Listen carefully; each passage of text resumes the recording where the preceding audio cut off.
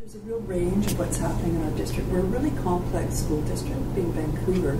We can go from areas that have lots of access to technology to schools that have very minimal access. It might just be a lab.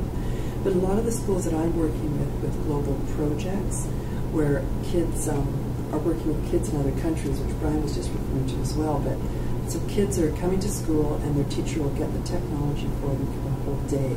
So it might be a cart of some sort of devices. It could be laptops or tablets or handheld devices. And the kids are working on solving a problem with kids in other countries, actually. So it was Germany, Spain, South America, another country, and New York, so US. And the kids loved it, right? They worked really hard on their projects. They actually emailed the other kids and they'd say, oh, the kids from Spain, they've gone home already. We have to come to school at 7 o'clock tomorrow morning before those kids have left and gone home. They had already left and gone home. But the kids got so jazzed about solving a problem with kids in another country. They were all working on an environmental project. And so it was really cool to see that kind of engagement. Whereas in other classes, they might be at the computer just doing keyboarding and maybe game playing. So you see a real range. Depends on the teacher's comfort level and kind of expertise. Sometimes it's a teacher that actually does all the tech pro D, which we don't really promote in the district, but it does happen. And so the classroom teacher may never touch a computer with her students or his students. The prep teacher will. So each one of the prep teacher is the teacher that gives another teacher time off to have a break. So that's a tough role for us. We really want to work on having teachers use it seamlessly. So we're working with carts coming into classroom. We call them collaborative carts, so that maybe myself and Brian teach across the hall. We're working on problem solving and critical thinking skills with our kids in teams, and we share sort of 15 devices between us. So they're not always on screen time, but we're doing some critical thinking and problem solving and project-based learning, where the technology just becomes another tool for them. And we really try to promote the best tool for the job. So maybe it's desktops, handhelds, whatever device the school has access to and sort of does the best job. So when they were Skyping the kids in other countries, a lot of them were using desktops, and that was fine. And others were using handhelds in another school. So we do see a real range of things happening.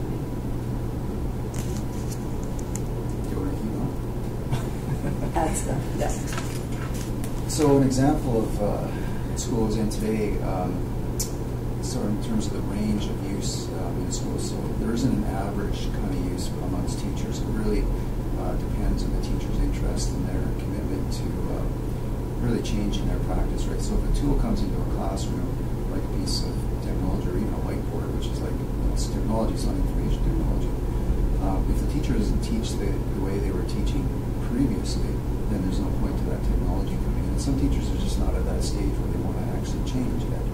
And so they keep, and it's not that what they're doing is bad practice, it's just not going to work with new technology, right? So the technology needs to change how they teach. So some teachers will have technology in the classroom that just never gets used. You know, it can be a computer sitting in the back of the room that they've had for years and it's collecting dust. We have examples like that. To the range of a teacher I was visiting, to where the vice principal was telling me about this teacher today, where she had a class blog and the kids were contributing to this class blog, and within the first month the blog got 6,000 visits. And so, I mean, my blog doesn't get 6,000 visits on one blog post in a month, right? So that's just amazing. And they connected with some kids in Hawaii, and they got a conversation going back and forth through the blog, and the kids here actually dressed up in Hawaiian clothing and costume and whatnot one day in class, and then blogged about that back to their friends that they made now in Hawaii. So it's a very powerful example. Or another example of a good use of a smartboard, again, I was learning about in this school, was a teacher would have a calendar for the day, every day, and the students would be involved in putting the weather icon that represents whether it's cloudy or sunny up onto the calendar, bringing in current news events from the internet into the calendar, which could be linking to a video that the student would then share with the class. These are like grade 4 or 5 kids, right? They're not grade 9, 10, 11 kids. And so they're creating this current events calendar with the teacher for their class, and they get to take turns doing that with the smartboard. It's all very interactive activity. activities. So it takes a lot of work for a teacher to transform their practice to use that kind of a tool. It takes a couple of years, to really become proficient at that and comfortable. And so it's risk-taking that teachers have to do to fumble with the technology in front of their kids, right?